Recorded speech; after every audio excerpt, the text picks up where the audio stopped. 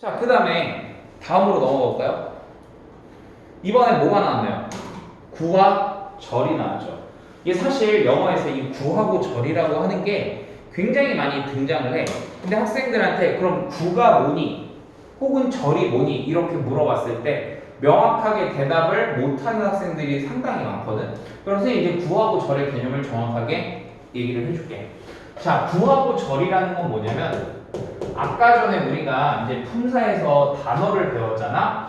근데 그때 그 품사에서 배운 이 단어하고 단어가 만나서 뭔가 새로운 품사를 만들어줘.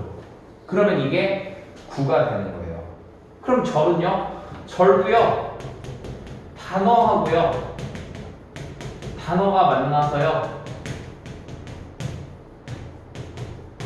새로운 품사를 만들어주는 거야. 선생님 장난해요? 똑같잖아요. 네. 그래서 이제 차이를 알려줄 거야. 어떤 차이가 있냐? 이 절이라고 하는 애는 이 단어와 단어에 반드시 뭐가 포함이 돼야 되냐면 주어, 동사가 포함이 돼야 돼. 반드시 주어하고 동사가 포함이 돼야 돼.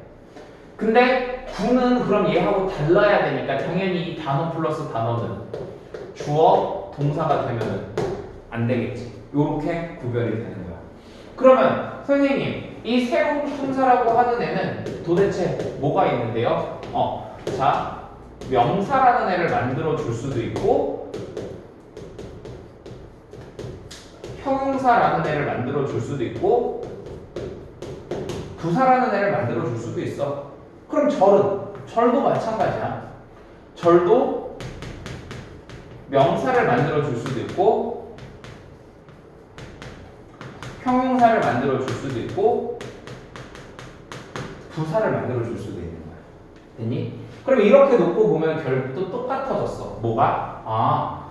구라고 하는 녀석이 명사 자리에 들어갈 수 있고 형용사 자리에 들어갈 수 있고 부사 자리에 들어갈 수 있고 결국 또 위치 혹은 자리 얘기로 넘어오게 되는 거야. 그러면 이렇게 명사 자리에 들어가는 구를 보고 우리는 명사구라고 얘기를 해주는 거고 형용사 자리에 들어가는 애들을 보고 형용사구라고 얘기를 해주는 거고 부사 자리에 들어가는 구를 보고 부사구라고 얘기를 해주는 거야. 그럼 명사 자리에 들어가는 절은 명사절 이렇게 되는 거고 형용사 자리에 들어가는 절은요 형용사절 이렇게 될 것이고 그리고 부사 자리에 들어가는 애는 뭐가 되는 거야? 부사절 이렇게 되겠지. 이해되니?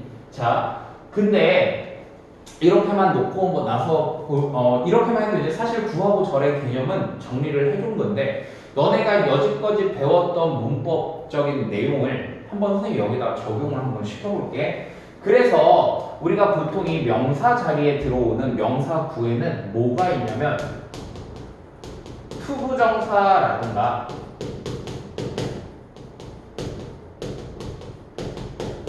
동명사가 있고요. 자, 그 다음에 형용사구 자리에 들어오는 애는요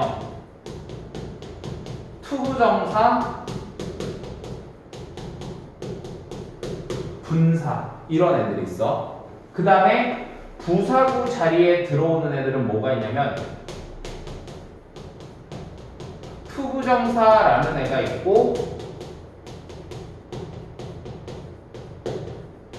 분사, 구문이라는 애가 있는 거야.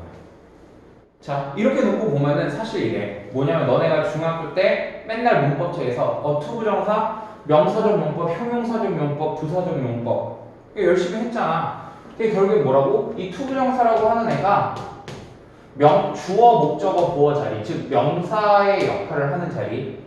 아까 명사가 주어, 목적어, 보어 역할을 했었지? 얘도 똑같아. 투부정사라고 하는 애가 주어, 목적어, 보어 자리에 들어가면 걔 명사. 이 투부정사라고 하는 애가 만약에 명사를 꾸며주는 자리에 들어가면은 형용사. 투부정사가 만약에 이도 저도 아닌 위치에 들어가게 되면은 부사. 이렇게 되는 겁니다. 됐어요? 그러니까 너네가 중학교 때 되게 그냥 막 무작정 외웠던 게 사실은 이런 이유가 있었던 거야.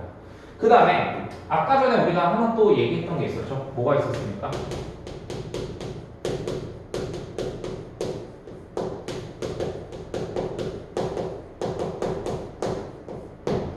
전명구라고 하는 애가 있었지? 전명구. 그치? 이게 구예요. 영어에 나오는 구를 저렇게 다 정리를 해드리는 겁니다. 그걸 어떻게 해주면 돼? 어법 문제면은 투부정사가 얘가 명사 자리나 형용사 자리나 부사 자리에 투부정사가 쓰였어. 그럼 맞는 거야. 명사 자리에 ing가 쓰였어. 그럼 계속 맞는 거야. 이런 식으로 따져주면 되는 거지. 자, 그러면 명사절로 와볼게. 명사절도 마찬가지야. 명사구와 마찬가지로 어쨌든 명사하면 다 주어, 목적어, 보어 이 생각을 해주면 되거든. 그래서 명사절이라고 하는 애는 크게 네 가지가 있어요. 좀 많죠? 크게 네 가지. 접속사 절이라는 게 있고요. 관계대명사 왓절이라는 게 있고요. 그 다음에 간접 의문문이라는 게 있고, 그리고 복합 관계 대명사절이라는 게 있어. 다시 접속사절, 관계대명사 왓절, 간접 의문문, 복합 관계대명사절 요런 애들이 있다. 자, 그러면 접속사절은 사실 또 두 가지가 있는데 대시라는 애가 있고 웨더라는 애가 있어. 대시라는 애가 있고 웨더라는 애가 있고요. 관계대명사 what이라고 하는 거는 나중에 뒤에 가서 다시 얘기를 하긴 할 건데 어차피 반복해서 복습하는 게 좋으니까 간단하게 얘기를 해줄게. what이에요, what. 그런데 이제 여기서 선생님이 한 가지 얘기를 추가할 게 뭐냐면, 자, 영어에서 이 접속사라고 하는 애들은 보통 뒤에 뭐가 오냐면 완전한 문장이라는 게 와요. 자, 여러분들은 지금 예비고일 기초 단계니까 제가 이걸 그냥 풀어서 써줄게. 완전한 문장이라는 게 옵니다. 다시 접속사는 뒤에 뭐가 온다? 완전한 문장이 온다. 이렇게 기억을 해주면 돼. 그러면 관계 대명사라고 하는 애가 있는데 대명사라고 하는 애는 영어에서 무조건 뒤에가 불완전한 문장이 와야 돼. 그래서 what은 뒤에 뭐가 온다? 불완전한 문장이 온다. 자, 그럼 세 번째, 간접 의문문. 간접 의문문이라는 건 여러분들 의문사 알고 있죠? 뭐 누가, 언제, 어디서, 무엇을, 어떻게 뭐 이런 것들. 자, 그래서 그런 것들 우리 뭐라고 그러냐면은 방금 전에 얘기했지만 의문사라고 얘기해주고 의문사 뒤에 동사가 오든 아니면 주어, 동사가 옵니다. 이것도 제가 한글로 적어드릴게요. 다시 의문사 뒤에 주어, 동사가 올 수도 있고 아니면은 동사가 올 수도 있어. 그래서 어떻게? 의주동 혹은 의동의 어순을 만든다. 이렇게 보시면 됩니다. 이게 뭐라고? 간접 의문문이라는 거예요. 그럼 복합 관계 대명사절은 뭐냐? 이것도 그냥 간단하게만 얘기를 해줄게.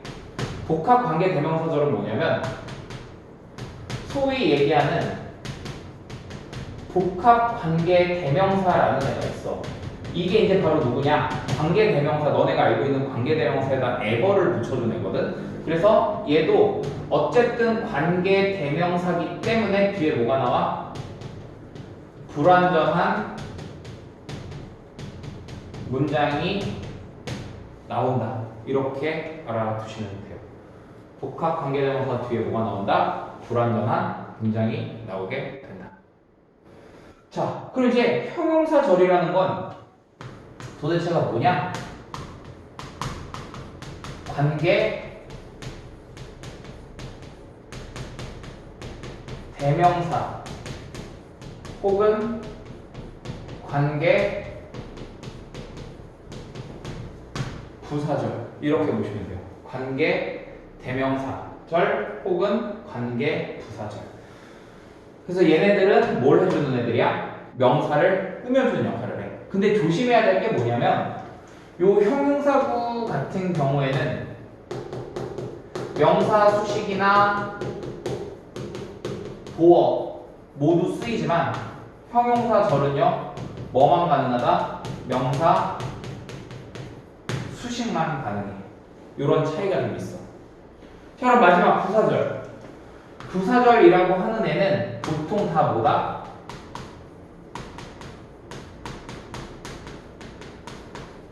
접속사절이다 라고 보시면 돼요. 보통 다 뭐다? 접속사절이다. 이렇게 보시면 됩니다.